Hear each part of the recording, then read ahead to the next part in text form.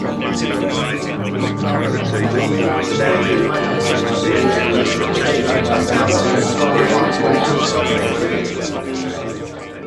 day I had to make the decision to close Cornerstone was one of the hardest moments of my life. The business I spent years building was about to close, and me and the team had no idea when we might reopen.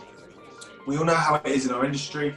Your team are your family, and your business is your life. To lose that suddenly with no warning, no control, it was like someone close to me was dying. And no matter how it may feel, you're not alone either. We've got you, and we've got each other. I've asked some friends from the industry who've been through their own problems over the years to join this call and give you some of their thoughts on how we can survive this current time together. And I've worked in the restaurant trade since I was 14. I've also combated anxiety and depression, which has often been challenging while working in catering and hospitality. I use art to help calm me, get those good brain chemicals going, help others, and get a lot of my thoughts and feelings out to process. Why not use this time to try to do something creative? Bake for your neighbours, make some messy art for the kids, or maybe plant your garden. Find an outlet for your pent-up creativity and frustration. Maybe you'll find the artist within. Some people can get tempted to do things that aren't always good for them. Pressure at home or even loneliness may lead to doing stuff that's not necessarily good for you. And it could be gambling on your phone, drinking too much, or even taking drugs. What starts off as a quick afternoon beer can turn into something far worse. Take a minute to look at your own behaviour, and if you think you need to sort something out, or you're worried that you may not be able to cut down, take a couple of days off and have a break. I've battled with my mental health for over 34 years, and in my darkest of times attempted to take my own life on several occasions. The first thing I'd say is simply let it out. Speak to someone who you trust and talk. That's when my life started to change and the healing began. Don't be afraid to show your emotions. I've got a small network of people when I feel I need a signpost to help me keep on the well-being path, who I call my saving grace. Each day remember one thing you're proud of in your life. Be thankful for it and those around you.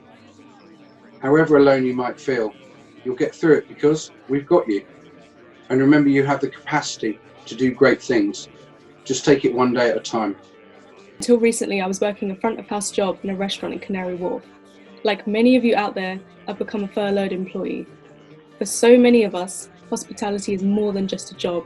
It's a form of expression. And I'm not the only one in my family to have worked in hospitality. My older brother, Arun, used to be a chef, and he spent years perfecting his craft. He didn't conform to societal and cultural norms, and while our family accepted him for who he was, he eventually took his own life in September 2018. Many of you will be feeling a sense of loss for the person hospitality helped you to be.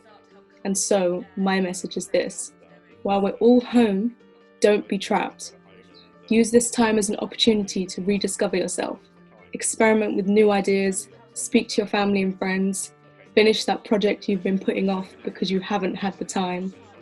For example, my family and I are setting up a charity in honour of my brother called Arun's Embrace, with the aim to spread awareness and reduce stigma surrounding mental health issues within the South Indian community. Last but not least, communicate. I wish Arun were here to share his troubles with us because we loved him for who he was. Those who love you want the best for you, so reach out and feel the love. We have had our lives and passions stolen from us, taken away to leave us in a state of flux, silent confusion, anxiety, depression on occasions. This is the void I'm currently trying to fill. I've had a couple of emotional moments, but this was balanced by the faith that one day our industry will be proud. Every day I have to set goals for myself. My first goal was to finish a book. Now I'm writing a second, because I don't want to look back and regret that this time went by without me giving something a chance. Recently, I was the general manager of a 5-star country house hotel with a Michelin-starred restaurant. This sadly ended due to post-traumatic stress disorder. 3 years ago, I had a serious accident. I was naive in thinking that this life-changing event would not affect me in other ways. Over a period of time, I started to suffer from a number of issues: poor sleep pattern, massive anxiety over things I would normally have taken in my everyday stride, the loss of ability to multitask, poor self-confidence, lack of self-esteem, and a sense of incredible frustration that could turn into an intense rage and anger. Luckily for me, a health professional put 2 and 2 together and referred me to a psychologist who diagnosed me with post-traumatic stress disorder.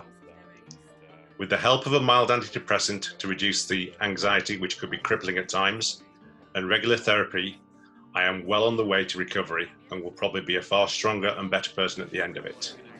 My personal heartfelt message to all is our mental health is not to be taken for granted. No matter how big and tough we think we all have a breaking point. If you're feeling different and struggling, then please talk to someone. We need to be honest with ourselves and others. There is no shame in admitting we are not coping. If we don't, we will only end up hurting ourselves and the people we love. I've had two breakdowns in my life. I had one when I was 19 and one when I was 26. They were both very difficult, and it was a really challenging time, both of those times. But I learned a lot from them, and I've tried to apply a lot of what happened at those points in my life to what's happening now. A lot of the same things, you know, it sounds like a self-help book, doesn't it? It's kind of like I meditate regularly, I exercise regularly, I eat well. But to be honest, the biggest key, because everyone handles this stuff differently, is not to be hard on yourself. My mum always taught me to be kind to yourself, no matter what. And I'm trying very hard during this time to do that. And some days I don't want to do anything except for play Scrabble, go for a walk. And I'm accepting that, and I'm realizing that that's okay. During my career, I've experienced depression and anxiety. When I have an episode, my thoughts become very troubled, and I allow them to take over my life. Everyone has difficult thoughts.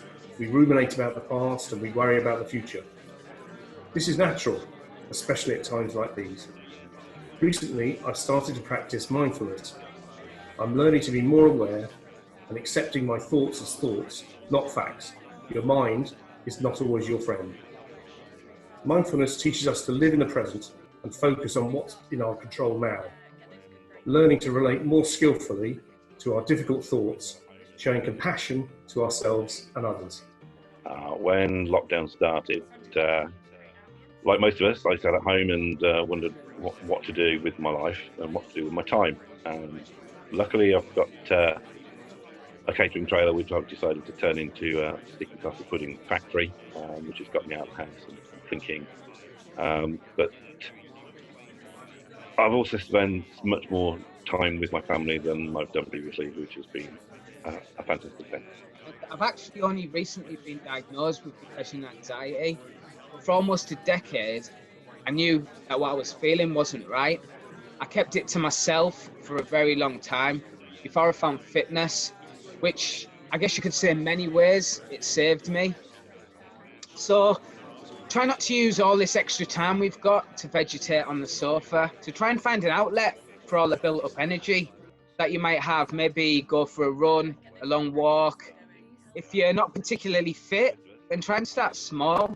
A walk that makes you slightly out of breath, or even a short bike ride, are both good starts. Hello there, I'm Tom Kerridge, chef and restaurateur, and also a very proud patron of Hospitality Action. And I just want you guys out there in the industry to know that if you ever need anything, any help at all, any guidance, any conversations that you need to have with any issues that you may be facing, please contact Hospitality Action, because we've got you.